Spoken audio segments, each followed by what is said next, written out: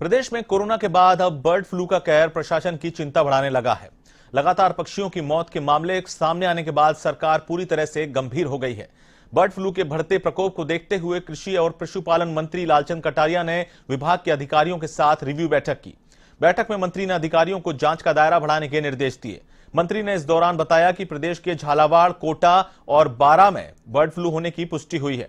जोधपुर में कौओं की मौत में बर्ड फ्लू की रिपोर्ट नेगेटिव आई है। अभी तक जयपुर में 15 से अधिक कौओं की मौत हो चुकी है, जिनकी रिपोर्ट अभी आने में 1-2 दिन लगेंगे। ऐसे में बर्ड फ्लू को ध्यान में रखते हुए उनके मृत पक्षियों के शवों के निदान के पुख्ता इंतजाम करने के निर्देश दिए गए हैं। इसी के साथ पोल्ट्री फार्म में भी विशेष ध्यान देने की जरूरत है। आपको बता दें कि प्रदेश में अब तक 522 पक्षियों की मौत हो चुकी है, जिनमें 471 केवल कौए हैं। हालांकि जांच के लिए भेजे गए 7 सैंपल में सभी में बर्ड फ्लू पाया गया है। प्रशासनिक अधिकारियों की माने तो अधिकतर पक्षियों की मौत बर्ड फ्लू से ही हुई है।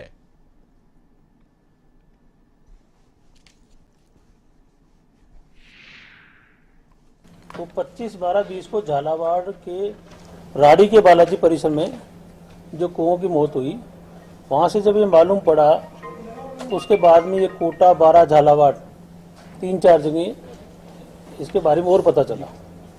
वहां से सैंपल उठाए गए, सैंपल भोपाल भेजे गए।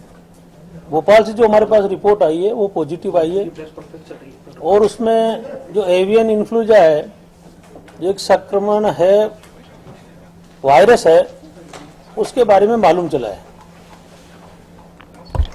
देश के अन्य प्रदेशों में भी इसका प्रभाव है। मध्य प्रदेश हमारे से लगता हुआ है, उसमें भी है। केरल के अंदर भी ये फैला है, शायद इधर हिमाचल कांगड़ा की तरफ भी ये फैला है। इस तरह की लैब अभी पूरे देश में, भोपाल की जो लैब है उसको ही भारत सरकार से एक्रीडेटेड किया हुआ है कि वो ही क्या नाम से अथोराइज है उस काम को डिक्लेयर करने के लिए कि ये बीमारी है। तो मेरी ज्वाइंट सेक्रेटरी भारत सरकार से आज सुबह बात हुई थी, तो उन्होंने कहा कि वो भी चाहते हैं भारत सरकार के लिए रीजनल लैब तैयार हो।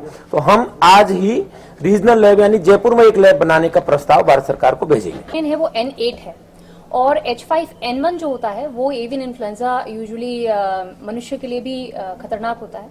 फॉर्चुनेटली ये जो सबस्ट्रेन है वो H5N8 है, तो इतना घबराने की आवश्यकता बिल्कुल नहीं है, परंतु फिर भी सावधानी हम सबको रखनी है, और जो मंत्री जी फरमा रहे हैं उसी क्रम में विभाग पूरे मुस्तैदी से कार्य कर रहा है। मैम, जयपुर में जो सैंपल मिले हैं, इनका कब तक रिपोर्ट आ जाएगी जयपुर से? कल देर रात भी हमारी जो निषाद भोपाल में जो है वहाँ बात हुई थी, और चूंकि उनके पास सैंपल्स बहुत सारे बड़ी संख्या में सभी राज्यों से भी आ रहे हैं, तो वो भी ओवरवर्कड है, परंतु शीघ्र भिजवाने के लिए उन्होंने कहा है।